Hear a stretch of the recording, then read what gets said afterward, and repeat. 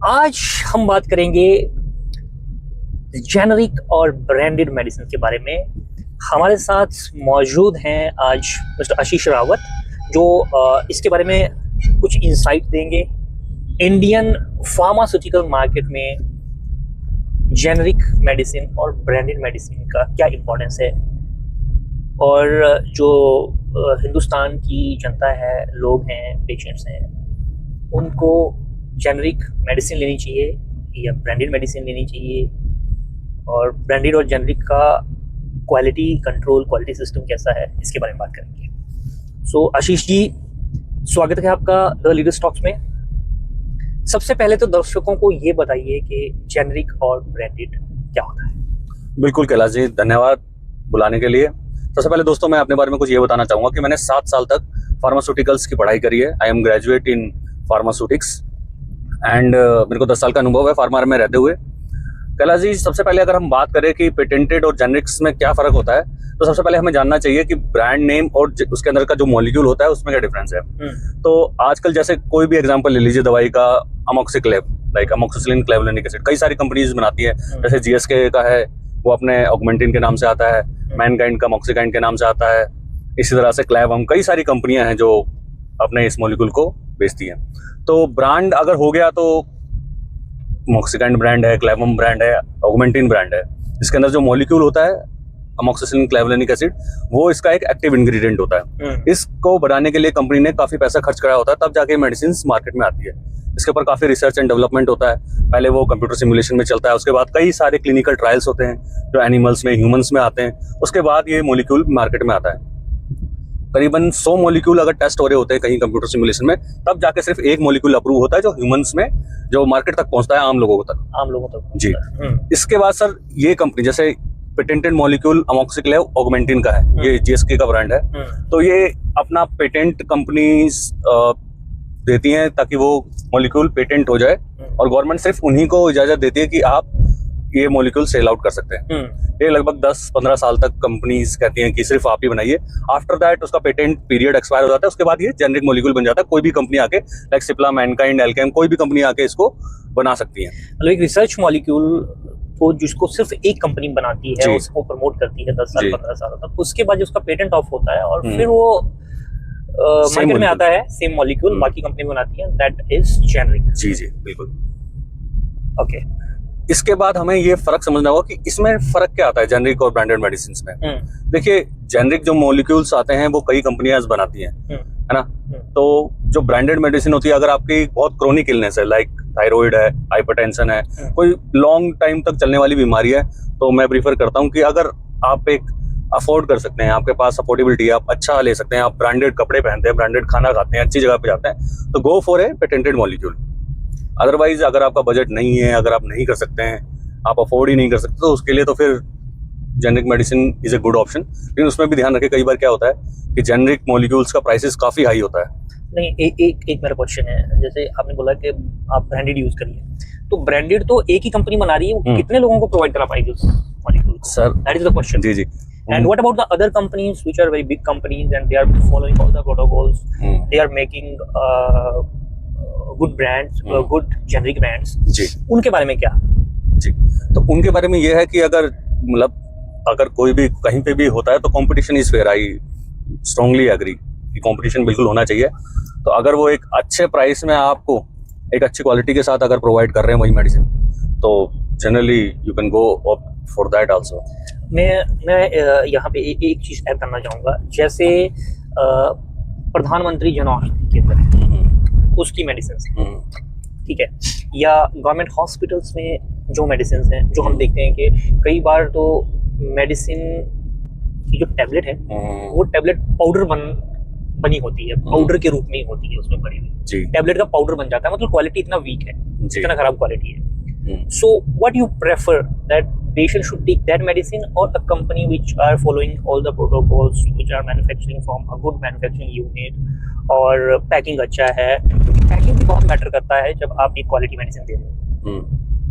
कैलाश जी, देखिए, packing matter करता है, ये तो एक एस्थेटिक फर्क है, और साथ में कितना उसकी सेल्फ लाइफ है, ये सब चीजें तो टेस्ट होकर ही गवर्नमेंट अप्रूव करती है। और मेडिसिन में जो एक्टिव इंग्रेडिएंट होता है उसका हर तरह के टेस्ट पास होने के बाद ही वो मार्केट में अवेलेबल होती है, लेकिन हाँ फॉर श्योर कुछ 19-20 का अंतर रहता है ना। और हो सकता है जो बिल्कुल ही जन औषधि केंद्र में जो मेडिसिन मिलती है उसमें क्वालिटी का 19-22 का भी डिफरेंस होता हो।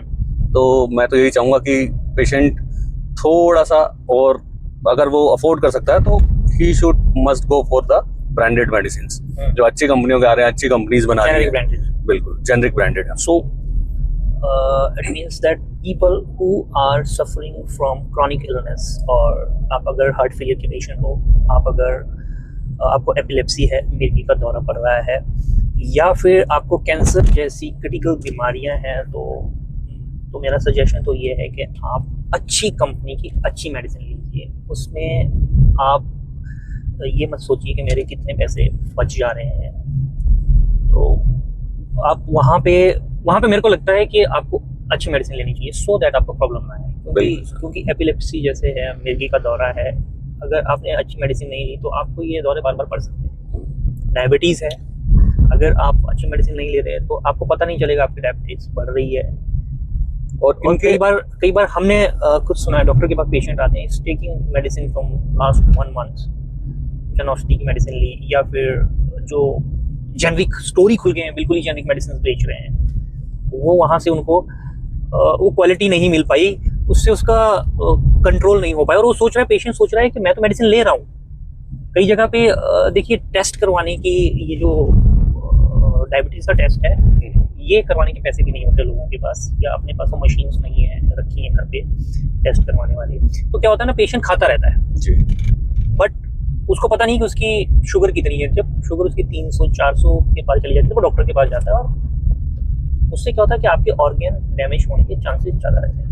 देखिए सर, मैं बताता हूँ ये क्वालिटी का फर्क कैसे आता है। जैसे आप अभी एपिलेप्सी की बात कर रहे हैं, जो एक्टिव इंग्रेडिएंट आता है उसकी जो डोसेज होती है वो मिलीग्राम में होती है, कई बार माइक्रोग्राम में भी होती है। जो अच्छी कंपनीज होगी उनके पास ऐसे इक्विपमेंट होंगे जो बिल्कुल कैलिब्रेट करके उतना ही एक्टिव इंग्रेडिएंट डालेगी। अब ये लगा लीजिए 5 मिलीग्राम कितना हो गया, आप बिल्कुल डिफरेंस लगा नहीं सकते 5 मिलीग्राम कितना होता है। तो अगर वो 5, 10, 15 में आ रही है अगर वो मेडिसिन, तो इतना माइन्यूट कैलिब्रेशन करने के लिए आपके पास हाई एंड इक्विपमेंट होने चाहिए, और एक बड़ी कंपनी उस चीज में इन्वेस्ट कर सकती है। एक छोटी कंपनी उतने हाईली कैलिब्रेटेड इक्विपमेंट नहीं रख सकती, क्योंकि उसको उसमें मार्जिन बचाना है। तो एपिलेप्सी में थोड़े थोड़े माइक्रोग्राम का, मिलीग्राम का फर्क होता है मेडिसिन की डोसेज में, और आपने अगर ये डोसेज चेंज कर दी है तो फिर दैट्स एन बिग इशू जी। तो यहाँ डिफरेंस आ जाता है सर क्वालिटी में। So what do you think के कैसे क्वालिटी जेनरिक मेडिसिन मिल सकता है इंडियन पेशेंट्स को? क्योंकि यहाँ से जो मेडिसिन बाहर जाती हैं, विदेशों में जाती है, उनकी क्वालिटी कुछ और होती है। इंडियन पेशेंट को जो मेडिसिन मिलती है उनकी क्वालिटी कुछ और होती है। सो कैसे इंडियन पेशेंट को भी वो मेडिसिन मिल सकती है जो हाई क्वालिटी मेडिसिन?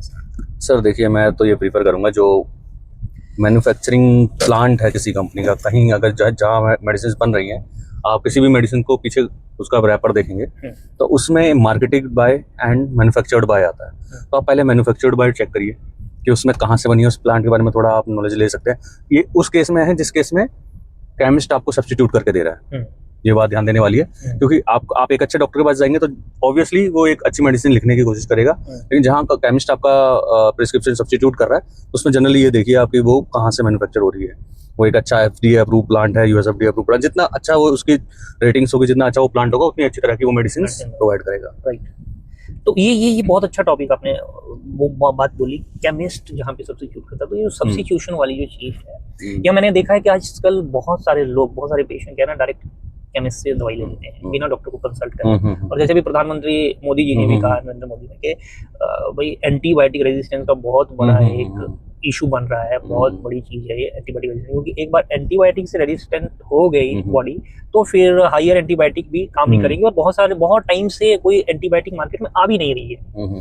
सो ये जो केमिस्ट से दवाई लेने का जो बात है, इसको कैसे देखते हैं, कैसा करना चाहिए? सर ये तो बहुत बिल्कुल डिफरेंट टॉपिक हो गया, लेकिन फिर भी हम अगर इसके बारे में कम शब्दों में कहें तो अगर आपको छोटी मोटी अगर कुछ है, मतलब लाइक सर दर्द है, पेट में गैस हो रही है, तो OTC मेडिसिन होती है, ओवर द काउंटर मेडिसिन बोलते हैं इनको।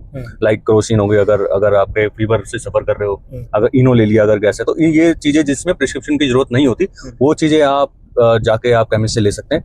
लेकिन अगर आपको बुखार है, काफ़ी दिन से बुखार है, आपने पैरासीटामोल खाई है, क्रोसिन खाई है, लेकिन आपको 2-3 दिन में भी फर्क नहीं पड़ रहा है, then obviously you should opt out for a doctor जो एक MBBS MD की क्वालिफिकेशन रखता हो।